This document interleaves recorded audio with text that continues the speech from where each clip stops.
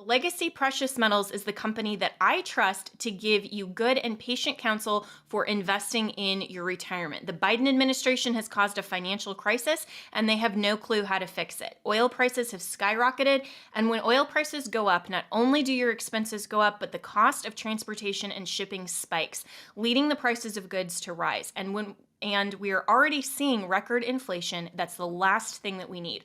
Our economy is in trouble, and you need to take steps to protect yourself. If all your money is tied up in stocks, bonds, and traditional markets, you may be vulnerable. So gold is one of the very best ways to protect your retirement. No matter what happens, you own your own gold. It's real, it's physical, and it's always been valuable since the dawn of time. Call Legacy Precious Metals today at 866-528-1903 or visit them online at legacypminvestments.com. That's legacypminvestments.com, where you can download the free investor's guide. You can also go to my Facebook page, Jenna Ellis. I am a public figure on Facebook, and I just posted yesterday a really great interview with the president of Legacy Precious Metals, who is discussing why you need to start your retirement account even if you're in your 20s or 30s. There is always a great time to protect your retirement and invest, just like you want to protect your health over the long term. So go to Legacy Precious Metals at legacypminvestments.com or call 866-528-1903. All right, well, 2022 is going to be a critical year for America. AMAC, the Association of Mature American Citizens, along with their nearly 2 million members. The fight to stop out-of-control spending in the president's Build Back Better scheme is far from over, and Congress is plotting more legislation that could hurt our seniors. The midterm elections will be a battle for freedom versus socialism. Unlike liberal groups, AMAC is America's conservative, action-oriented 50-plus organization fighting hard every day here in Washington and across the nation for our seniors. So I'm urging you to choose AMAC now. You will receive all of the great membership benefits, including AMAC discounts on hotels, travels, and restaurants, and your membership will support your conservative values. So go to amac.us/Ellis. That's amac.us/ELLIS to become an AMAC member now.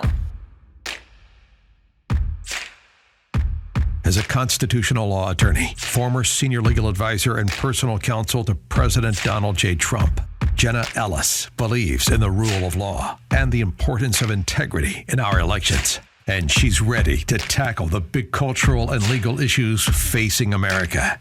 This is the Jenna Ellis Show. Here is your host, Jenna Ellis. Hello, friends, and welcome to another episode of the Jenna Ellis Show. I'm Jenna Ellis, and so much has happened since last week, since we last talked. Of course, we had the memorial of 9/11 yesterday, which, of course, is one of the most profound moments in American history that really just emphasized the need for all of us to come together and understand what it means to be an American, what it means to defend our national sovereignty, what it means to come together with an understanding of why we need to secure our border. I mean, so many things that we can learn from that experience, of course, paying tribute to the almost 3,000 lives that were lost on that day. I was only 16. I remember that day very clearly.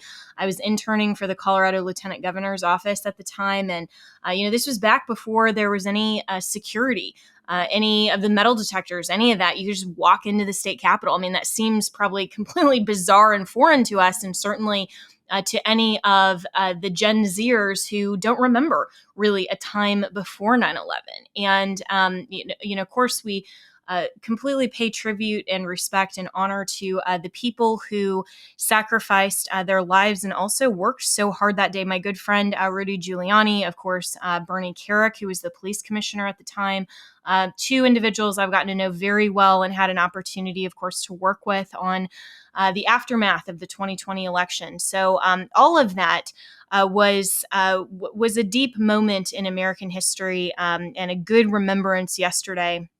Of course, we still have the ongoing issue of, of President Trump and fighting for this special master.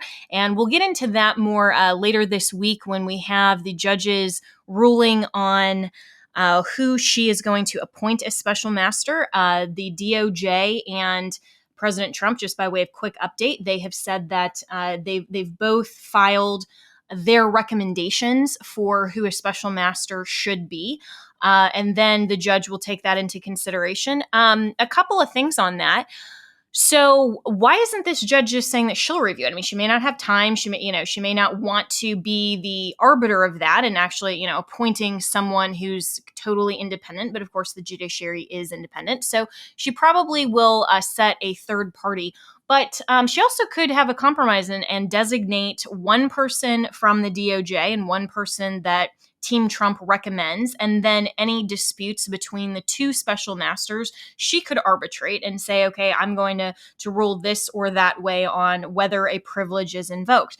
But the bottom line is that when the DOJ is appealing this decision to appoint a special master, it completely undercuts and totally goes against what Merrick Garland said that he wanted in terms of the Department of Justice's transparency. So what really are they thinking with this? Because of course, with how siloed politics has become, everyone who is so anti-Trump is completely fine with it and they're not seeing the hypocrisy. And everyone who's totally for Trump isn't going to see anything other than what would be in Trump's best interest. But we have to look at this, how the rule of law should be unbiased. So as this case progresses, how the DOJ's appeal progresses, how special master appointment, obviously we will discuss all of those things on the show, and I anticipate we'll do a show on all of that later in the week as we get more and more involved. But then the other thing that happened last week, of course, that had worldwide impact was the death of Queen Elizabeth II. And this brings to a close the second Elizabethan era. And it was not lost on me at all in listening to now King Charles III, of course, her son, who is now ascended to the throne, how he, in his very first public speech, remembering his mother, the Queen, how he invoked a line from Shakespeare's Hamlet in remembering her and saying, "May flights of angels sing thee to thy rest." That's actually one of my favorite quotations in Hamlet in Shakespeare. I loved Shakespeare. I took an entire class in college on Shakespeare and just love the whole poetry and the stories and all of that with Shakespeare. But the reason why that to me was just very profound is because this closes the second Elizabethan era. The first, of course, was when Shakespeare actually wrote all of his plays and his sonnets back with Queen Elizabeth I. And so if you look back over English history and you look at the reign of this particular queen that spanned over 70 years, which was the longest of any British monarch. And there have been statistics online saying, how if it was 14 presidents, I don't know how many prime ministers, U.S. presidents, of course, and, how many significant moments in world history this queen saw. She, of course, came to the throne during World War II. So her first British prime minister was Winston Churchill. And then the last, of course, was just several days before she unfortunately passed, which was the newest prime minister of England. And so, just this incredible span of history. And history is so important for us to recognize and not just kind of myopically and self-centered on the United States. I think it's interesting how so much of our mainstream media is so self-centered on America that we don't get a whole lot of foreign policy, a whole lot on the news. If you go to the UK or you go anywhere in Europe, they cover a lot more expansive of news of the day and what's going on around the world, not just here in America. And I think a lot of times we're so egocentric here in America. It's almost like no matter what else happens in the world, doesn't matter unless it relates somehow to us and what our views are on foreign policy and all of that. And we would be very remiss if we didn't take a moment to recognize, of course, the Queen of England's passing and the significant moment. And of course, my heart goes out to her family with the loss of a grandmother, of course, with William and Harry. I lost my grandmother back in 2006, and it was very heartbreaking and traumatic experience to lose someone that you're that close to, and obviously they are. So from a family perspective, but then also from a world history perspective, because today actually in the United States kicks off Constitution Week. Of course, we all know and celebrate the 4th of July and the recognition of the Declaration of Independence, but an even just as important holiday and recognition and moment in the United States is Constitution Day, which every year is September 17th. And it's our federal observance that recognizes the adoption of the U.S. Constitution and typically those who have become U.S. citizens through our constitutional process of a uniform process of immigration and naturalization. So it's normally observed on September 17th, and that day in 1787, that delegates to the Constitutional Convention signed that document in Philadelphia. Now, this year, with of course Joe Biden having that insanely awful speech from Independence Hall in Philadelphia, all of these things that are coming together make this week and this commemoration and recognition of Constitution Day this year, I think, even more significant. And as I was reading through pieces about the Queen and her faith in particular, this one section from an article in a UK publication actually highlighted and stood out to me what our founders actually meant by a separation of church and state, and why the First Amendment to our U.S. Constitution is so important for us to understand, not just in the context of United States history, but in the context of world history, and in fact, even in the context of British history. Because remember, it was that very Church of England that the Queen of England is a governor and overseer over, that our founders objected to, and religious liberty and religious freedom was one of the most significant issues that fostered and fomented the understanding and the resolve for our founders to declare independence and say that the English British Parliament and its monarchy were infringing upon our unalienable God-given rights, and chief among them is religious freedom. And so here in America, no government office is responsible for overseeing the church in America. Church leaders aren't appointed by or accountable to government leaders. That is the separation of authority that's designated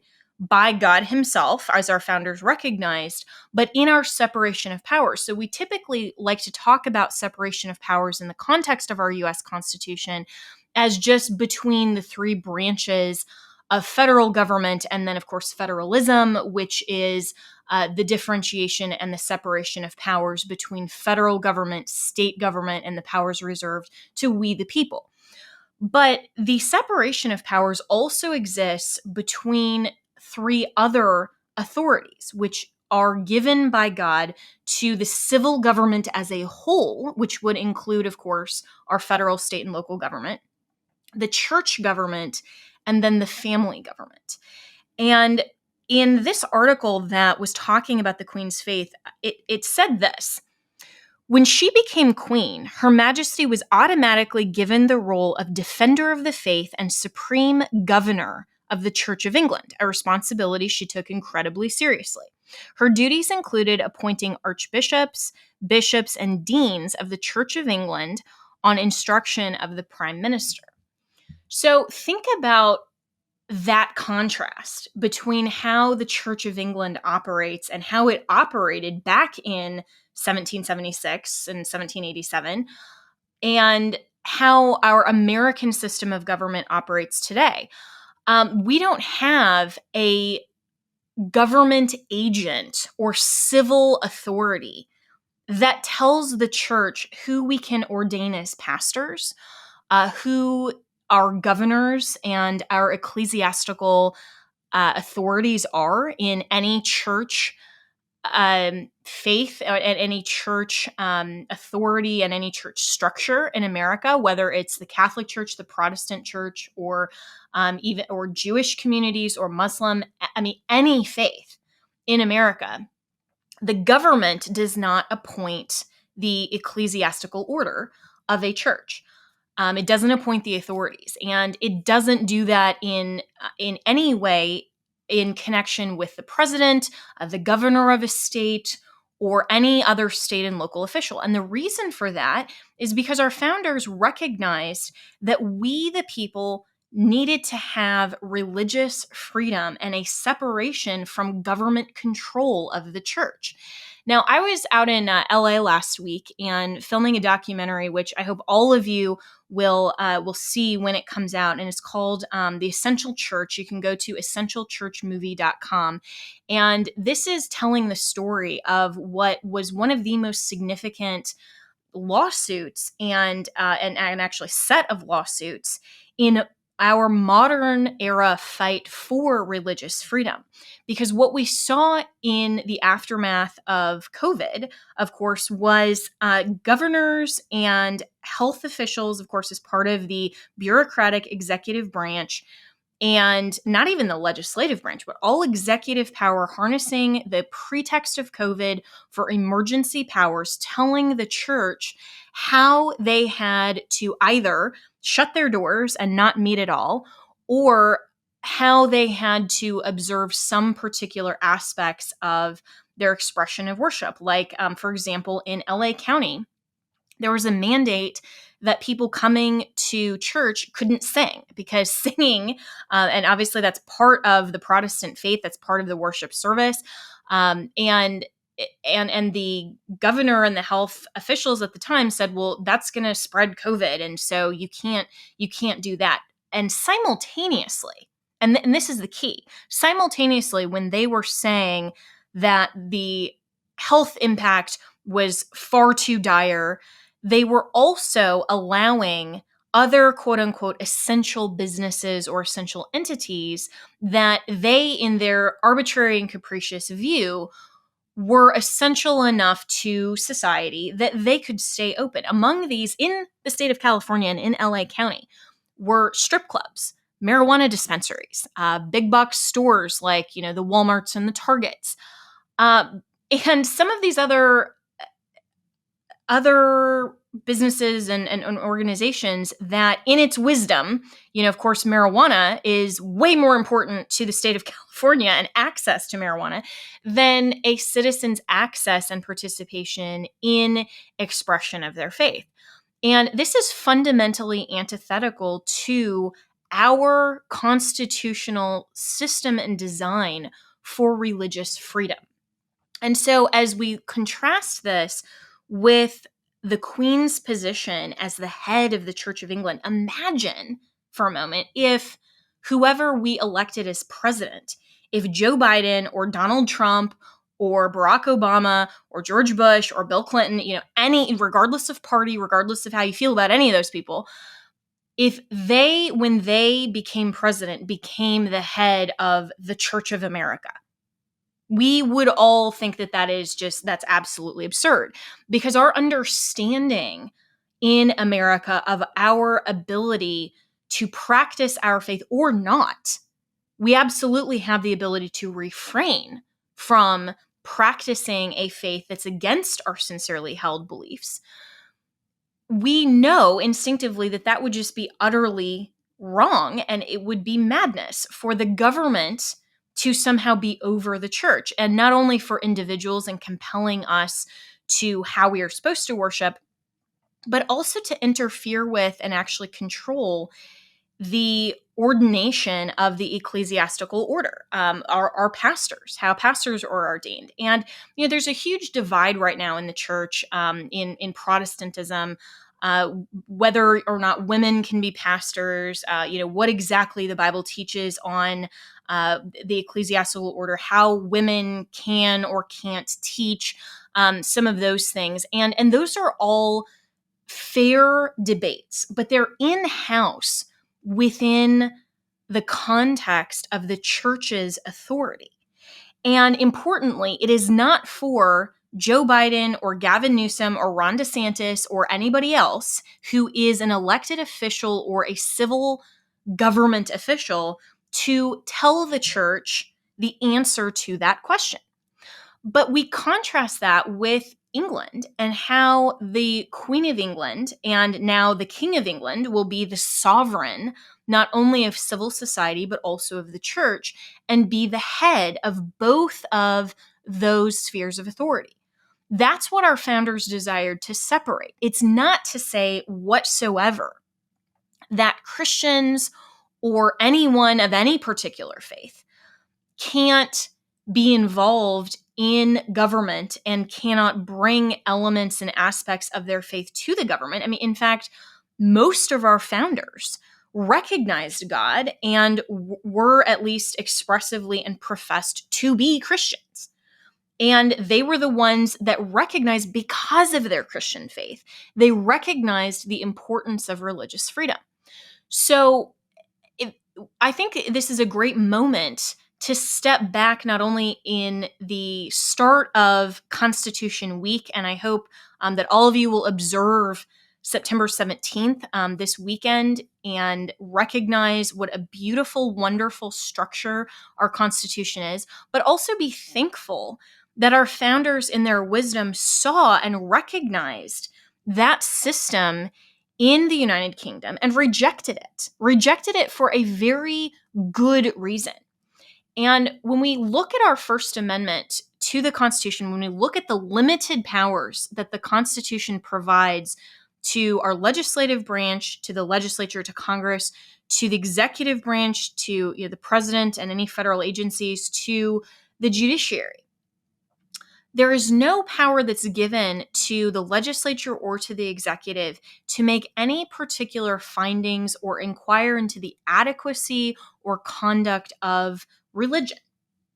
And that includes, and most of us would immediately think of that in terms of, okay, the government can't prohibit me from going to church. The government can't tell me I have to be a part of any particular denomination. The government can't require me to go to church every Sunday and like it does in compulsory school attendance. And if you have a delinquency of your education from K to 12, there are compulsory laws in the states that require a certain amount of schooling. Well, there aren't compulsory church attendance education laws. In fact, those were some of the first expressions of freedom in the United States, was that there was not compulsory church attendance.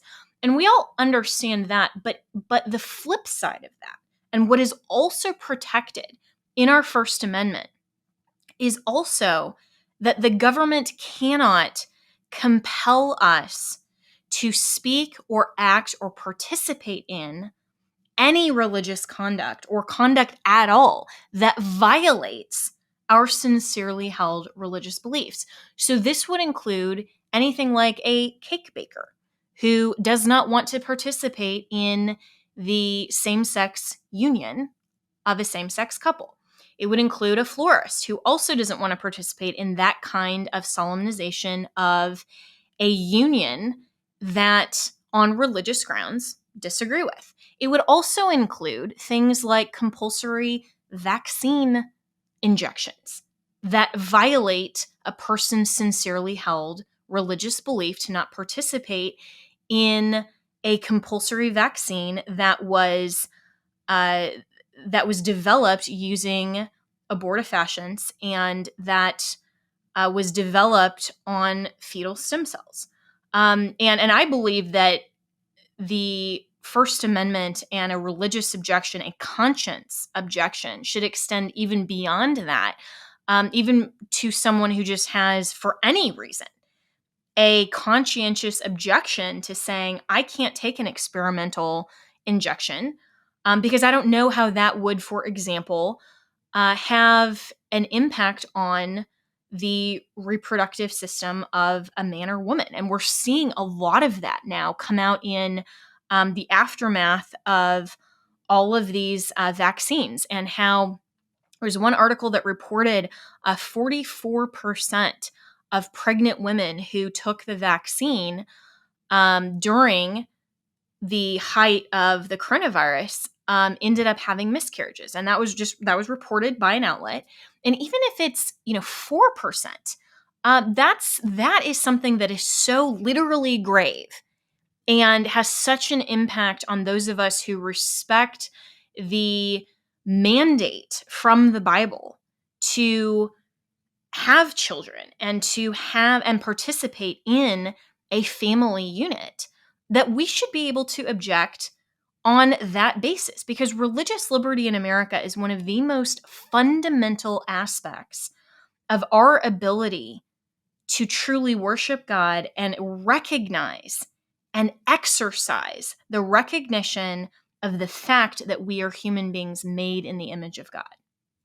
So on this Constitution Day, on this week, and as we are seeing over the next, week and a half or so, all of the wonderful expressions and the absolutely genuine recognitions of what an amazing Queen of England, Elizabeth, was, and moving into this new era. I mean, I think most of us, in fact, probably almost no one alive today can remember anyone else other than the Queen of England. And so seeing all of this unfold, as we're watching this, I hope that you take a moment to consider why our founders did not want the sovereign of the civil government to also be the head of the church.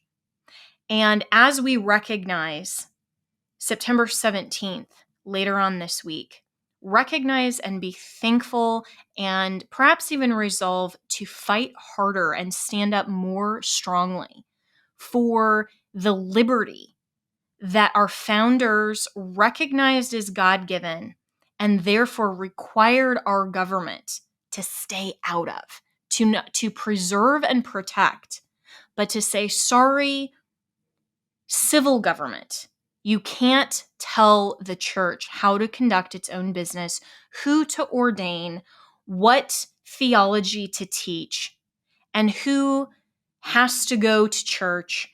And all of those questions about the truth of God, we have the unique protected ability here in the United States to exercise our first freedoms, not just believe them and talk about them in the whispers of the catacombs or in the four corners and the four walls of our church buildings, but we get to freely exercise our sincerely held religious beliefs and talk about truth and who God is openly, publicly, and boldly, because our First Amendment protects our first freedoms: the right to freedom of speech, free exercise of religion, and free association, and also freedom of the press. We can write about this in publications. I can have a platform here on Salem Media and talk about it without government interference or arresting me because I'm a Christian, right? Which that's happened a lot in world history. And I hope that America does not ever get to that point, because it would be so unconstitutional. But we have our first freedoms to do what we're doing right now, which is speaking together about truth and about the things of God and about our religious freedom openly and widely on a medium, on a media platform. That is why our founders were so brilliant and why we have to continue to protect religious freedom. We cannot allow any government actor, no matter whether or not we agree with their action personally, we can never ever allow the government to overstep and to in any way be the head of the church.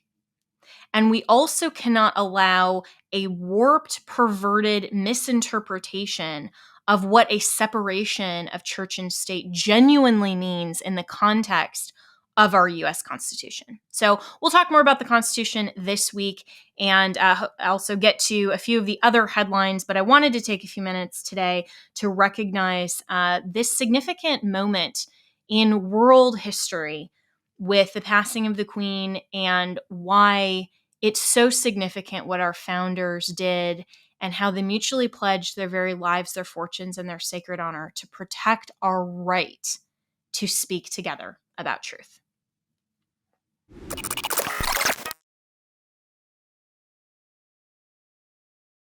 Legacy Precious Metals is the company that I trust to give you good and patient counsel for investing in your retirement. The Biden administration has caused a financial crisis and they have no clue how to fix it. Oil prices have skyrocketed, and when oil prices go up, not only do your expenses go up, but the cost of transportation and shipping spikes, leading the prices of goods to rise.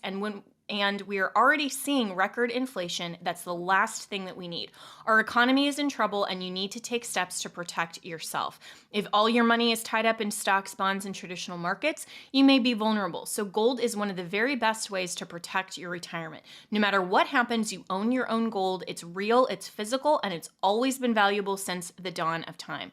Call Legacy Precious Metals today at 866-528-1903 or visit them online at legacypminvestments.com. That's legacypminvestments.com, where you can download the free investor's guide. You can also go to my Facebook page, Jenna Ellis. I am a public figure on Facebook, and I just posted yesterday a really great interview with the president of Legacy Precious Metals, who is discussing why you need to start your retirement account even if you're in your 20s or 30s. There is always a great time to protect your retirement and invest, just like you want to protect your health over the long term. So go to Legacy Precious Metals at legacypminvestments.com or call 866-528-1903. MyPillow is having their biggest sheet sale of the year. You all have helped build MyPillow into the amazing company that it is today. Now, Mike Lindell, the inventor and CEO, wants to give back exclusively to you, his listeners. The Percale bed sheet set is available in a variety of colors and sizes, and they are all on sale. So, for example, the queen size is regularly priced at $89.98, but is now only $39.98 with our listener promo code Jenna, Jenna. So order now, because when they're gone, they're gone. The Percale bed sheets are breathable and have a cool and crisp feel. These come with a 10-year warranty and a 60-day money-back guarantee, so don't miss out on this incredible offer. There's a limited supply, so be sure to order now. You can call 1-800-564-8475 and use the promo code Jenna, or go to mypillow.com/Jenna. You can click on the radio listeners square and use the promo code Jenna. That's Jenna. Thank you so much to all of Mike Lindell's listeners and listeners of this podcast for making sure to support MyPillow and using our exclusive listener promo code Jenna. That's Jenna.